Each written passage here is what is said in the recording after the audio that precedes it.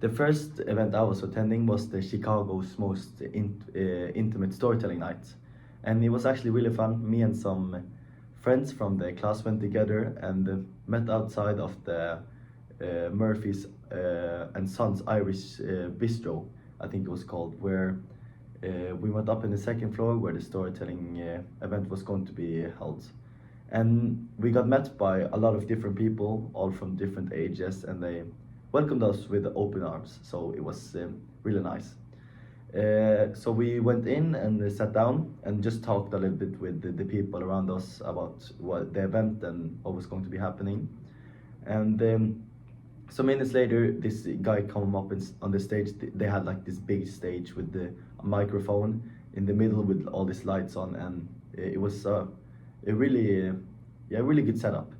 So when this guy came on stage, he introduced himself and the people that was going to perform talking about their stories, and he introduced himself and the guys that were coming up on stage.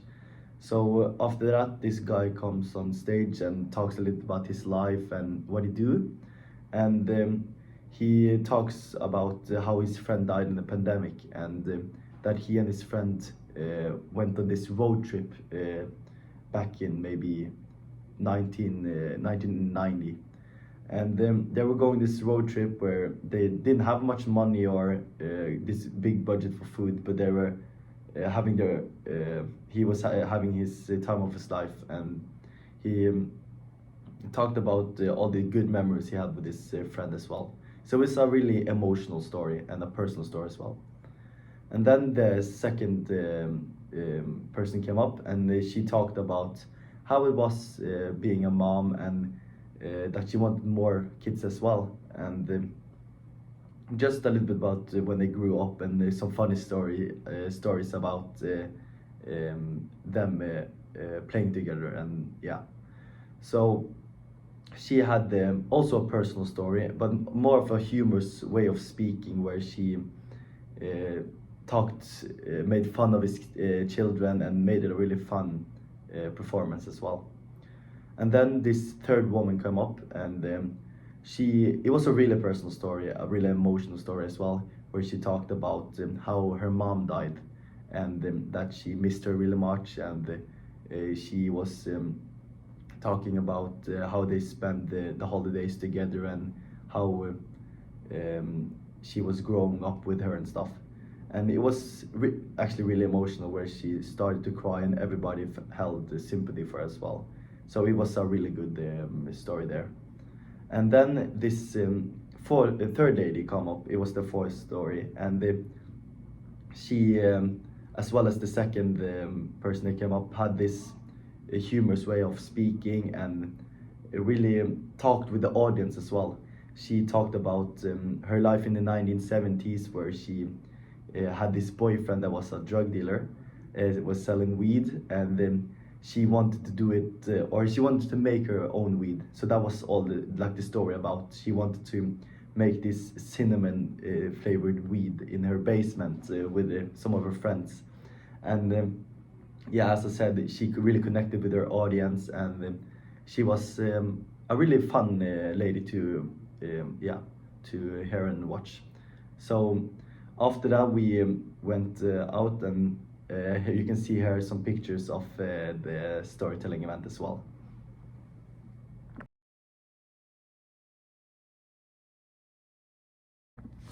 The second event I was on was called the Bear Belly Comedy Stand-Up, and it was an open mic, so everybody who wanted to could go up and have this stand-up show if they wanted to. And me and my friends went from the storytelling event to this event, and we actually met up with a larger group of friends. So we were a lot of people when we came into the event.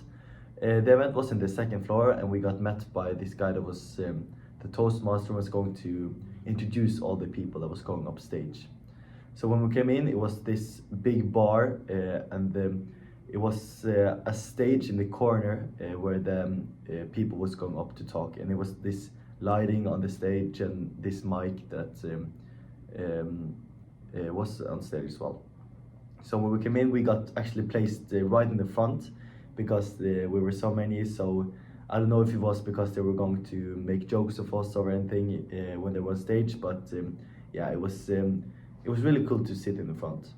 So this guy came up on stage again when everybody's seated, and he started to introduce himself and the people that's going on stage.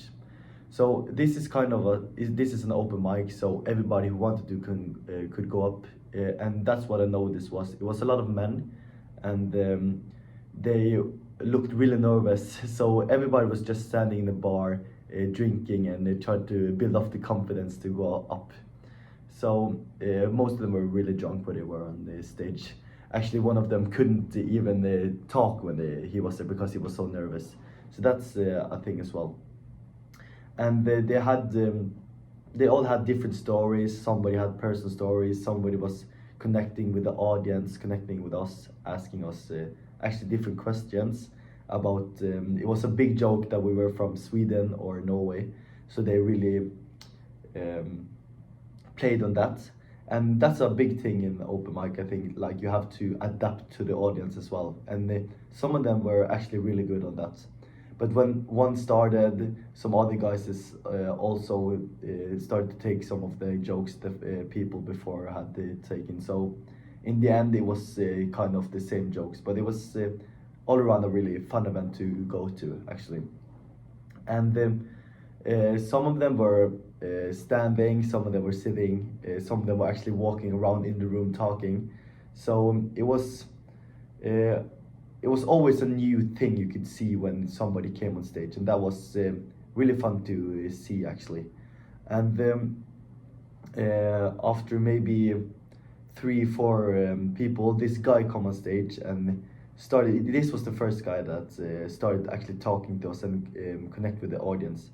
So he asked a little bit about where we were from, and we said Norway, and he started to making jokes, and yeah, so it was really nice. He had some personal stories to tell as well, and you could see he had done it before, because the people before him was walking up and had like big shoulders. They were fumbling with the words a little bit, and you could see that this guy had been through the pressure before and had went on stage as well. So he started talking, making some jokes, and he actually was staying up there for a while. And in the end, he talked a little bit about this thing here doesn't work, and you could see he was kind of fumbling away the story, and he didn't really know what to say after he had connected his joke with his job. So what a normal person maybe would do was to just stop the story there and go down, or maybe fumble them a little bit more with words, and they couldn't finish. But he was actually just he just took this big gulp of his glass, and so he could think a little bit, and after that the joke went smoothly. And that's also a thing that I learned from this storytelling event, was that everybody make mistakes, and it's you could easily just come back to the story if you fail the first time. So that was a really fun thing to do, to see when yeah. So if you fail, you could also always pick it up. The third event I was on was a Twitch stream with a streamer called Kai Cenat.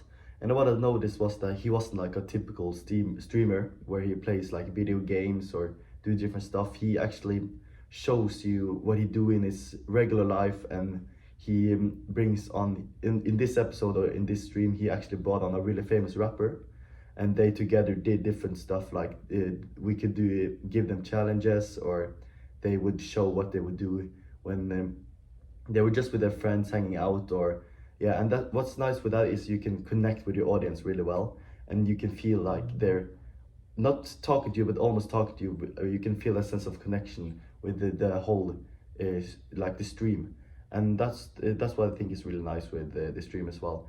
And it's harder for him to connect with this audience when you're maybe on the other side of the world.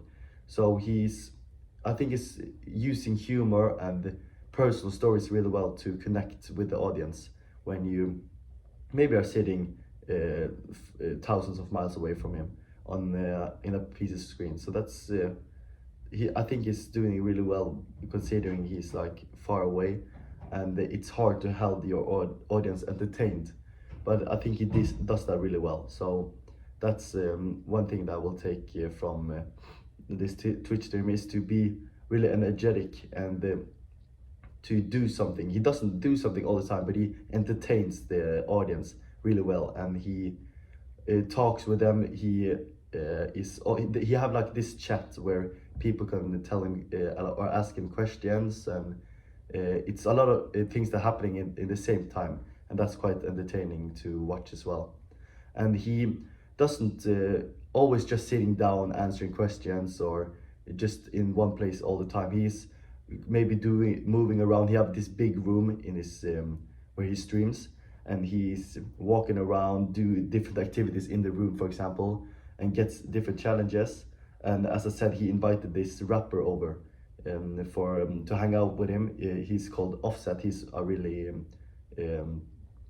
famous rapper, and they do different things together, and he invites other friends as well, and they just do funny stuff that everybody could relate to and think of it as funny. So that's what I think is really nice with the stream, that he doesn't do just the mainstream things by streaming or gaming. He's actually showing what he does in life and entertains people through that, and that's what I think is nice. And he's also adding personal things to his life as well. Some episodes he's taking his parents in the videos, asking them questions, and he's answering really personal questions as well in the stream. So that's what I think is nice with this streamer. My experience this semester with public speaking have been really good, and I've learned a lot. I remember the first time I came into the public speaking room and I looked around, and there was all this lighting and this music on, and I didn't know what to say or expect. I thought it was going to be this regular class like every class here, but it was really fun, and you made it really fun with the activities, and you could really see that you like having this class, and that's what's nice. So when you're coming into class every Tuesday and Thursday, you want to go into class because you know it's going to be a different thing in class or another activity, a different activity. So that's what I think of. That's what I think is nice with the class, that you don't know what to expect, and that's quite cool. And I also learned a lot that I can take with me with the other classes. For example, when I'm having presentations or just talking with the people in the regular that I don't know, or because when I came here I was quite nervous on speaking English and connect with other people, but it have made it easier when I'm having this class, and that's because of this class as well. So that's what I think it's good of having this class the first semester as well. I really like the build-up of the class as well. Like you start with this smaller speeches and then you build up to the bigger this big speech at the end, where you almost take small pieces of every speech and put it together for this big speech, and that's what I think it's nice. It's also cool that you could see the improvement on people as well. Like when you come in the first day in class, you could see everybody was really nervous and almost didn't want to talk to each other because they were really nervous and didn't know what to say. And then 16 weeks later, you could see everybody having a great time in the class, especially the last class when everybody was having their last presentations, and we were just having a good time. You could see I have actually gotten a lot of friends from this class, and that's not, especially from where I'm from in Norway, you don't do it a lot. You don't make a lot of friends in like the class, more out of the class. So that's what I think is cool with this public speaking course, that you can make friends as well. And I think it's been a really fun semester, especially with the events as well. Like in this video, we could go and explore Chicago, and that's what I think is cool. because in other classes we'll maybe just write a paper about something, we go to a museum, but here you got to choose yourself, and it was actually a good time. We went with some friends and we just had a good time with this task as well. So I would just thank you for the semester, and it was a really fun semester as well. So thank you.